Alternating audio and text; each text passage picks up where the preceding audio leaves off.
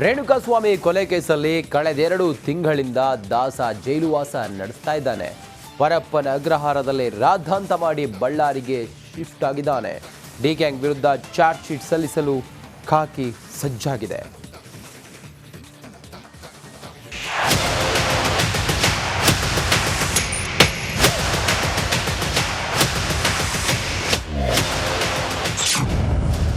ಜೈಲಲ್ಲಿ D gang ನಿತ್ಯ ಪರದಾಟ. ಚಾರ್ಜ್ ಶೀಟ್ ಸಲ್ಲಿಕೆಗೆ ಕೌಂಟ್ ಡೌನ್.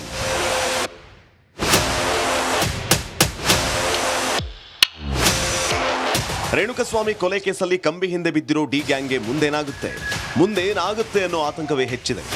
ಜೈಲ್ ಸೇರಿ 2 ತಿಂಗಳಾದರೂ ಆರೋಪಿಗಳಲ್ಲಿ ಯಾವುದೇ ಪಶ್ಚಾತ್ತಾಪ ಇಲ್ಲ. ಈ ಮಧ್ಯೆ ದಾಸ ಸೇರಿ ಇತರೆ ಆರೋಪಿಗಳು ಬೇರೆ ಬೇರೆ ಜೈಲಿಗೆ ಶಿಫ್ಟ್ ಆಗಿದ್ದು, ಇತ್ತ ಕೇಸ್ ಸಂಬಂಧ ಚಾರ್ಜ್ ಶೀಟ್ ಸಲ್ಲಿಸುವುದಕ್ಕೆ ಖಾಕಿ ಸಜ್ಜಾಗಿದೆ.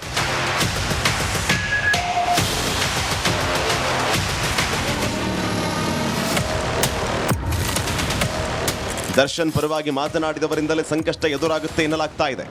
ದರ್ಶನ್ ಜೈಲ್ ಸೇರ್ತಾ ಇದ್ದಂತೆ ಆತನ ಪರ ಕೆಲ ಪ್ರಭಾವಿಗಳು ಮಾತನಾಡಿದ್ದು, ದರ್ಶನ್ ತಪ್ಪು ಮಾಡಿಲ್ಲ ಅನ್ನೋ ರೀತಿ ಕೆಲವರು ಹೇಳಿಕೆ ನೀಡಿದ್ರು. ಈ ರೀತಿಯ ಹೇಳಿಕೆ ನೀಡಿರುವುದೇ ದರ್ಶನ್ಗೆ ಮುಳುವಾಗುತ್ತೆ ಅಂತ ಹೇಳಲಾಗ್ತಾ ಇದೆ. ದರ್ಶನ್ ಪರ ಮಾಧ್ಯಮದಲ್ಲಿ ಮಾತನಾಡಿದ ಪ್ರತಿ ಹೇಳಿಕೆಯನ್ನ ಪೊಲೀಸರು ಕಲೆಕ್ಟ್ ಮಾಡಿಕೊಂಡಿದ್ದಾರೆ. ದರ್ಶನ್ ಬೇಲ್ಗೆ ಅರ್ಜಿ ಹಾಕಿದರೆ ಅಬ್ಜೆಕ್ಷನ್ ವೇಳೆ ಈ ಹೇಳಿಕೆ ನೀಡಲು ಪ್ಲಾನ್ ಮಾಡಿದ್ದಾರೆ.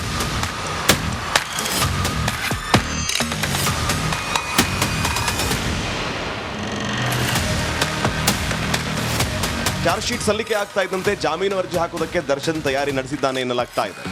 ದರ್ಶನ್ ಅರ್ಜಿ ಸಲ್ಲಿಕೆ ಮಾಡ್ತಾ ಇದ್ದ ಹಾಗೆ ಅಬ್ಜೆಕ್ಷನ್ ಹಾಕೋದಕ್ಕೆ ಪೊಲೀಸರು ಕೂಡ ಸಿದ್ಧತೆ ನಡೆಸಿದ್ದಾರೆ. ಹೀಗಾಗಿ ರೌಡಿ ಶೀಟರ್ ಜೊತೆ ಫೋಟೋ ಹಾಗೂ ದರ್ಶನ್ ಪರ ಪ್ರಭಾವಿಗಳ ಹೇಳಿಕೆಗಳಿಂದಲೇ ಸಂಕಟ ಎದುರಾಗುವ ಸಾಧ್ಯತೆ ಇದೆ. ಅಬ್ಜೆಕ್ಷನ್ ವೇಳೆ ಎಲ್ಲಾ ಹೇಳಿಕೆ ಮೆನ್ಷನ್ ಮಾಡಿ ಬೇಲ್ ನೀಡದಂತೆ ಮನವಿಯನ್ನ ಮಾಡಲಿದ್ದಾರೆ.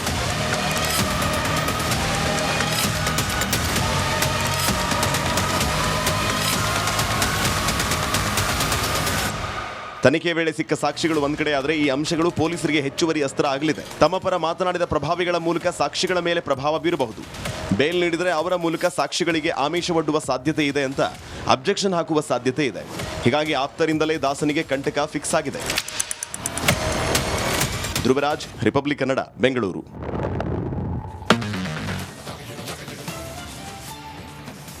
ದರ್ಶನ್ಗಾಗಿ ಪತ್ನಿ ವಿಜಯಲಕ್ಷ್ಮಿ ಬೇಡದ ದೇವರಿಲ್ಲ, ಮಾಡದ ಹೋಮ ಹವನ ಇಲ್ಲ. ಇಷ್ಟು ದಿನ ಪರಪ್ಪನ ಅಗ್ರಹಾರಕ್ಕೆ ಹೋಗಿ ಗಂಡನಿಗೆ ಕುಂಕುಮ ಪ್ರಸಾದ ನೀಡುತ್ತಿದ್ರು. ಆದರೆ ನಿನ್ನೆ ಬಳ್ಳಾರಿ ಜೈಲಿಗೆ ಭೇಟಿ ಕೊಟ್ಟು ದೇವರ ಪ್ರಸಾದವನ್ನು ನೀಡಿದ್ದಾರೆ.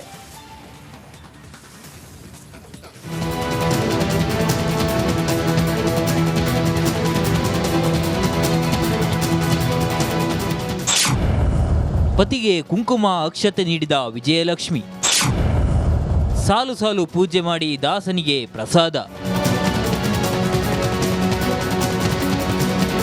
ವಿಜಯಲಕ್ಷ್ಮಿ ದರ್ಶನ್ ಪಾಲಿನ ಲಕ್ಷ್ಮಿ. ಪತಿ ಬಿಡುಗಡೆಗಾಗಿ ವಿಜಯಲಕ್ಷ್ಮಿ ಮಾಡದ ಪೂಜೆ ವ್ರತಗಳೇ ಇಲ್ಲ. ಕೊಲ್ಲೂರು ಮೂಕಾಂಬಿಕೆಯಿಂದ ಹಿಡಿದು ಮೈಸೂರು ಚಾಮುಂಡಿ ಸನ್ನಿಧಿಯಲ್ಲಿ ಮಾಡದ ಪ್ರಾರ್ಥನೆಗಳಿಲ್ಲ. ದಾಸ ಬಳ್ಳಾರಿ ಜೈಲಿಗೆ ಹೋಗಿ 3 ದಿನ ಕಳೆಯುತ್ತಿದ್ದಂತೆ ವಿಜಯಲಕ್ಷ್ಮಿ ದೇಗುಲದ ಕುಂಕುಮ ಅಕ್ಷತೆ ಪ್ರಸಾದ ತಂದಿದ್ದಾರೆ.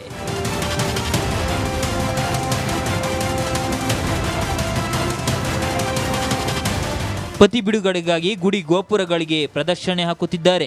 ಪರಪ್ಪನ ಅಗ್ರಹಾರದಲ್ಲಿ ದರ್ಶನ್ ಇದ್ದಾಗ ಬರೋಬ್ಬರಿ 9 ಸಲ ವಿಜಯಲಕ್ಷ್ಮಿ ಭೇಟಿ ನೀಡಿದ್ರು. ಪ್ರತಿ ಸಲ ಭೇಟಿಯಾದಾಗಲೂ ಒಂದೊಂದು ಸನ್ನಿಧಿಯ ಪ್ರಸಾದವನ್ನ ನೀಡಿದ್ರು. ಇದೀಗ ಬಳ್ಳಾರಿ ಜೈಲಿಗೆ ಭೇಟಿ ನೀಡಿದಾಗಲೂ ದೇವರ ಪ್ರಸಾದ ನೀಡಿದ್ದಾರೆ. ಪತಿ ಜೈಲು ಸೇರುತ್ತಿದ್ದಂತೆ ವಿವಿಧ ಶಕ್ತಿ ದೇಗುಲಗಳಿಗೆ ಪೂಜೆ ಪುನಸ್ಕಾರ ಮಾಡುತ್ತಿದ್ದಾರೆ.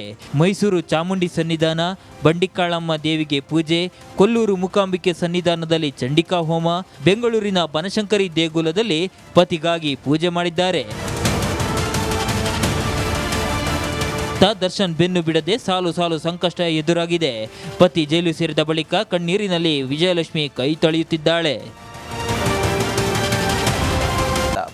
ಸಿಲಿಕಾನ್ ಸಿಟಿಯ ನೀರಿನ ದಾಹ ತೀರಿಸಲು ಸರ್ಕಾರ ಮಲೆನಾಡಿನ ಮೇಲೆ ಕಣ್ಣಿಟ್ಟಿದೆ. ಶಿವಮೊಗ್ಗದ ಜೀವನದಿ ಬೆಂಗಳೂರಿಗೆ ತರುವ ಯೋಜನೆಗೆ ಪರಿಸರವಾದಿಗಳು ವಿರೋಧ ವ್ಯಕ್ತಪಡಿಸಿದ್ದಾರೆ.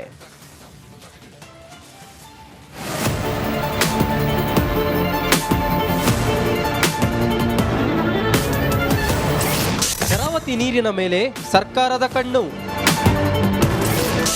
ಬೆಂಗಳೂರಿಗೆ ಬರುತ್ತಾ ಶರಾವತಿ ನೀರು?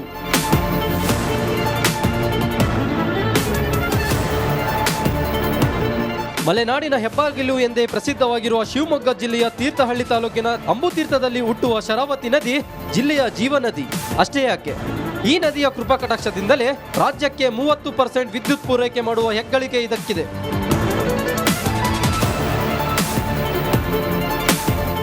ಈ ಶರಾವತಿ ನದಿಗೆ ಲಿಂಗನಮಕ್ಕಿ ಬಳಿ ಜಲಾಶಯ ನಿರ್ಮಿಸಲಾಗಿದೆ. ಪಶ್ಚಿಮ ಘಟ್ಟದಲ್ಲಿ ಹುಟ್ಟಿ ಪಶ್ಚಿಮ ದಿಕ್ಕಿಗೆ ಹರಿಯುವ ಪ್ರಮುಖ ನದಿಗಳಲ್ಲಿ ಶರಾವತಿ ನದಿಯೂ ಒಂದು. ಆದರೆ ಇತ್ತೀಚೆಗೆ ಮಿತಿಮೀರಿ ಬೆಳೆಯುತ್ತಿರುವ ಬೆಂಗಳೂರಿಗೆ ಕಾವೇರಿ ನೀರು ಸಾಲದಾಗಿದೆ. ಹಾಗಾಗಿ ಅಂತಾರಾಜ್ಯ ಸಮಸ್ಯೆ ಇಲ್ಲದ ಶರಾವತಿ ನದಿಯ ಲಿಂಗನಮಕ್ಕಿ ಜಲಾಶಯದಿಂದ 15 TMC ನೀರನ್ನು ಬೆಂಗಳೂರಿಗೆ ತೆಗೆದುಕೊಂಡು ಹೋಗಲು ಸರ್ಕಾರ ಚಿಂತನೆ ನಡೆಸುತ್ತಿದೆ.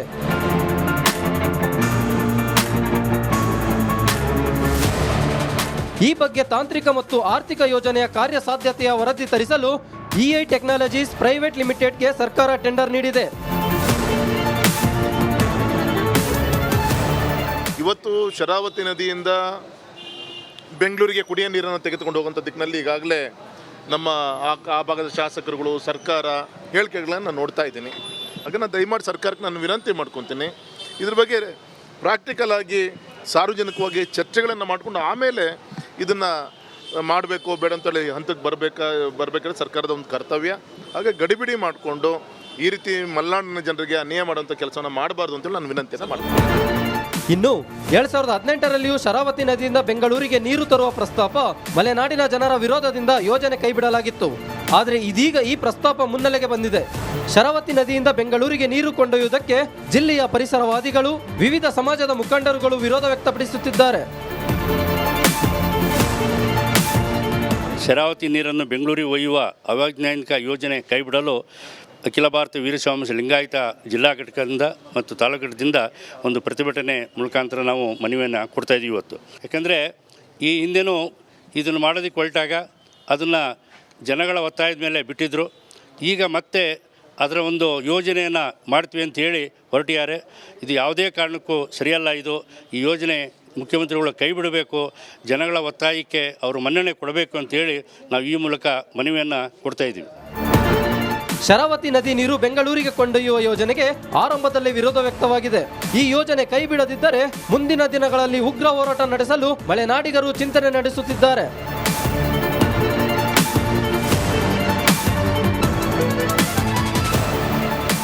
ಕ್ಯಾಮ್ರಾಮನ್ ಚಿರಾಗ್ ಜೊತೆ ಭೀಮನಾಯಕ್, ಎಸ್ ರಿಪಬ್ಲಿಕ್ ಕನ್ನಡ, ಶಿವಮೊಗ್ಗ. ರೇಣುಕಾಸ್ವಾಮಿ ಕೊಲೆ ಕೇಸಲ್ಲಿ ದರ್ಶನ್ ಜೈಲಿಗೆ ಸೇರಿ 2.5 ತಿಂಗಳುಗಳೇ ಕಳೆಯುತ್ತಿವೆ. ರಾಜಾತಿಥ್ಯ ಕೇಸ್ ಬಳಿಕ ದಾಸನನ್ನ ಬಳ್ಳಾರಿ ಜೈಲಿಗೆ ಶಿಫ್ಟ್ ಮಾಡಲಾಗಿದೆ.